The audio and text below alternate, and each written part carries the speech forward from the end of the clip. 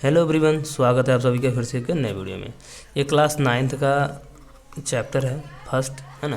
कल इसके विषय में हमने चर्चा किया था, इसकी कुछ महत्वपूर्ण संख्याएं थे, इसके बारे में हमने चर्चा किया था। आज हम प्रश्नावली 1.1 के बारे में चर्चा करेंगे, ठीक है। देखिए, जो पहला क्वेश्चन है हमारा, पहला क्वेश्चन अपना कह रहा है क्या शून्य एक परिमेय संख्या है? क्या इसे आप p/q के रूप में लिख सकते हैं, जहाँ p और q पूर्णांक हैं और q does not equal to zero, मतलब q बराबर जीरो नहीं है। तो हमने कल ही बताया था परिमेय संख्या, है ना, परिमेय संख्या क्या है कि जिसे हम p/q के रूप में लिख सके, लेकिन q इक्वल टू हम जीरो नहीं ले सकते।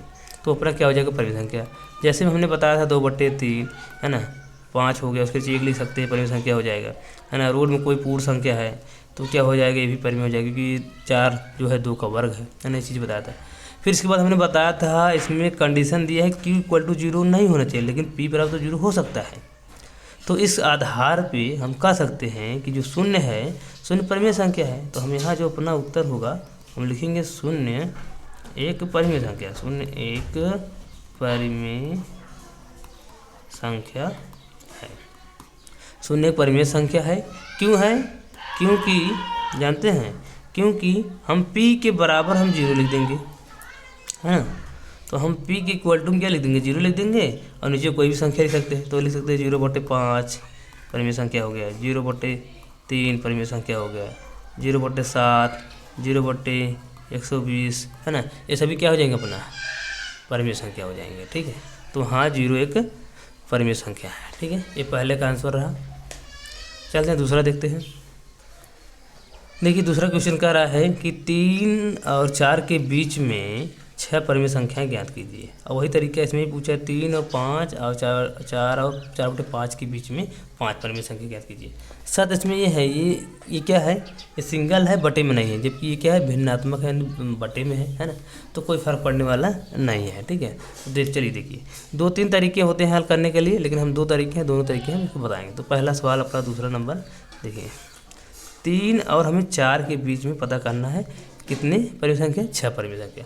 तो देखिए, जो 6 है ना, 6, तो क्या करेंगे, लिखेंगे 6 परिमेय संख्या के लिए, 6 परिमेय संख्या के लिए, 6 परिमेय संख्या के लिए क्या करेंगे, 6 परिमेय संख्या जब बोलेगा ना, तो 6 में क्या करेंगे, हम एक जोड़ देंगे, है ना, अपना आएगा 7।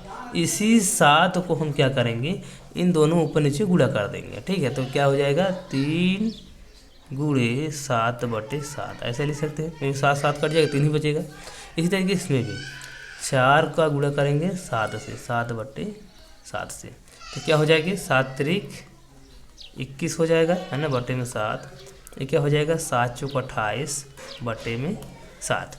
हमें करना क्या होता है, जो अपना ये हर है ना, हर, इसे ये बराबर रहना चाहिए, ऊपर बराबर हो या ना हो, कोई दिक्कत नहीं। तो हम क्या कर दिए, 21/7, 28/7।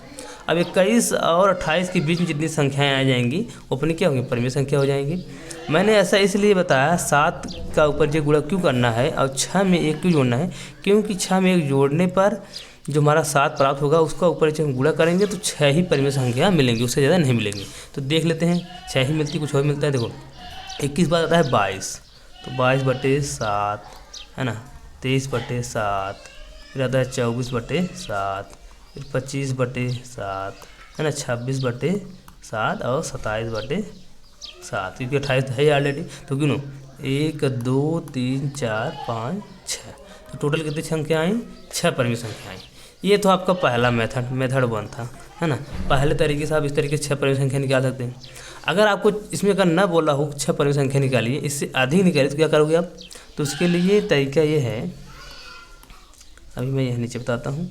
देखिए, उसके लिए तरीका ये है, तो आप क्या करेंगे, 3 और 4 के बीच में बोला था, तो दूसरा मेथड है अपना, है ना। तो क्या कर सकते हैं, 3 में 10 का ऊपर नीचे गुणा करते हैं, और इसमें 4 में हम क्या करेंगे, ऊपर नीचे 10 का गुणा कर देंगे, है ना। जब गुणा करेंगे क्या हो जाएगा, ये आ जाएगा 30 और बटे में 10, और ये क्या आ जाएगा अपना 40 बटे में 10। अब 30 से 40 के बीच जो संख्या निकालोगे वो 10 संख्याएँ आएंगी। कितनी संख्या आएंगी, 10 संख्या आएंगी। तो आप आराम से निकाल सकते हैं, 31/10, 32/10, है ना, और इस तरीके से 39/10। ऐसी संख्या निकाल सकते हैं। ठीक है, ये था दूसरा तरीका। तीसरा क्वेश्चन, 3/5 और 4/5 के बीच में 5 परिमेय संख्या ज्ञात करना है। तो क्या करेंगे, 5 में हम 1 जोड़ के 6 आ जाएगा, 6 का ऊपर नीचे इसमें गुणा कर देंगे, आराम से ज्ञात कर सकते हैं। तो चलिए मैं 3/5 और 4/5 के 5 को जो क्या है 5 परिमेय संख्या पूछा है ना, तो 5 परिमेय संख्याओं को हम हल करके बताते हैं। तीसरा क्वेश्चन है अपना 3/5 है ना, और कितना किसके बीच में 4/5 के बीच में बताना है। कितनी संख्या है 5, तो लिखेंगे 5 परिमेय संख्या के लिए, 5 परिमेय संख्या के लिए। तो 5 परिमेय संख्या है, तो 5 परिमेय संख्या है, तो इसके लिए क्या करेंगे, नियम है 1 जोड़ के जो आएगा उसको ऊपर नीचे गुणा, 6 आ गया तो 3/5 में ऊपर नीचे 6 का गुणा करेंगे। उसी जगह 4/5 है, 4/5 में ऊपर नीचे 6 का गुणा, तो क्या आएगा 6 18 आ जाएगा, इधर आ जाएगा 6 30 आ जाएगा, और इसमें क्या आ जाएगा 6 24 आ जाएगा, है ना। इसमें क्या आएगा 6 30। अब 18 और 24 के बीच में देखते हैं कितनी संख्या आती है। 18 आता है 19 बटे में, सब हर बराबर रहना चाहिए, हर को बराबर करना है तभी परिमेय संख्या ज्ञात कर सकते हैं। 19/30, 20/30 है ना, 21/30 और 22/30 और 23/30। तो 24 आ गया, 24 ये रहा। तो कितनी संख्या होंगे 1 2 3 4 5, तो 5 परिमेय संख्या हमने ज्ञात कर लिया। ठीक, चलिए नेक्स्ट क्वेश्चन चलते हैं। क्वेश्चन नंबर 4 है, इसमें बोला है नीचे दिए गए कथन सत्य या असत्य हैं, कारण के साथ अपने उत्तर दीजिए। कारण के साथ उत्तर देना है। ठीक है, तो बोला है प्रत्येक संख्या एक पूर्ण संख्या होती है। प्रत्येक संख्या एक पूर्ण संख्या होती है, सॉरी प्रत्येक संख्या मैं बोल रहा हूँ, प्रत्येक प्राकृतिक संख्या एक पूर्ण संख्या होती है। तो चलिए जानते पहले प्राकृतिक संख्या क्या है। हमने बताया था इसके पहले वीडियो में कि प्राकृतिक संख्या पूर्ण संख्या में क्या है। तो प्राकृतिक संख्या वो होता है जो 1 से शुरू होकर कहाँ तक जाता है, अनंत तक। और पूर्ण संख्या क्या होता है, जो क्या होता है 0 से शुरू होकर, है ना, 0 से शुरू होकर कहाँ तक जाती है, अनंत तक। डिफरेंट क्या है प्राकृतिक संख्या पूर्ण संख्या में, 1 से शुरू होकर अनंत जाता है, जबकि ये 0 से शुरू होकर अनंत तक जाता है। तो पूरी प्राकृतिक संख्या अगर देखा जाए यहाँ से यहाँ तक, है ना, यहाँ से यहाँ तक पूरी प्राकृतिक संख्या क्या है, पूर्ण संख्या में शामिल है ना। तो एक हिसाब से कह सकते हैं पूरी प्राकृतिक संख्या पूर्ण संख्या में शामिल है ना। तो इस वही बोला इसमें प्रत्येक प्राकृतिक संख्या, प्रत्येक मतलब पूरी प्राकृतिक संख्या एक पूर्ण संख्या होती है। हाँ जी होती है, क्यों, क्योंकि प्रत्येक प्राकृतिक संख्या क्या है, पूर्ण संख्या में शामिल है, इसलिए होती है, यही कारण है, इसलिए इसे क्या हो जाएगी, सत्य है, सत्य होगा। ठीक है, तो प्रत्येक प्राकृतिक संख्या इसमें पूर्ण संख्या में शामिल है ना। प्रत्येक प्राकृतिक संख्या एक पूर्ण संख्या होती है, सही बात है, सत्य है। ये आपका पहला आंसर था। दूसरा ये है कि प्रत्येक पूर्णांक एक पूर्ण संख्या होती है। जो प्रत्येक पूर्णांक होता है एक पूर्ण संख्या होती है, तो पूर्णांक क्या होता है, पूर्णांक भैया हमने बताया था जिसमें आपका धनात्मक संख्याएं, ऋणात्मक संख्याएं और साथ में 0 हो, ये 3 चीज़ें अगर हैं तो पूर्णांक होती है।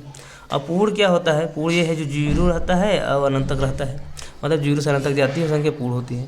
तो इसमें पूछा क्या है कि प्रत्येक पूर्णांक मतलब धनात्मक वाली संख्याएं, मतलब इधर 1 2 3 4 जो अनंत तक जाती है, इधर माइनस वाली, है ना, माइनस वाली संख्याएँ, अभी इसमें 0, ये संख्या ये प्रत्येक पूर्णांक एक पूर्ण संख्या होती है, नहीं, गलत। क्यों, क्योंकि प्रत्येक पूर्ण संख्या पूर्णांक हो सकती है। प्रत्येक पूर्ण संख्या ये वाली संख्या यहाँ से 0 से लेके यहाँ तक की पूर्ण संख्या हो सकती है ना।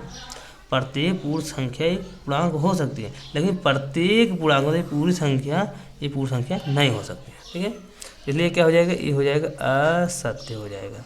ठीक है, ये असत्य हो जाएगा।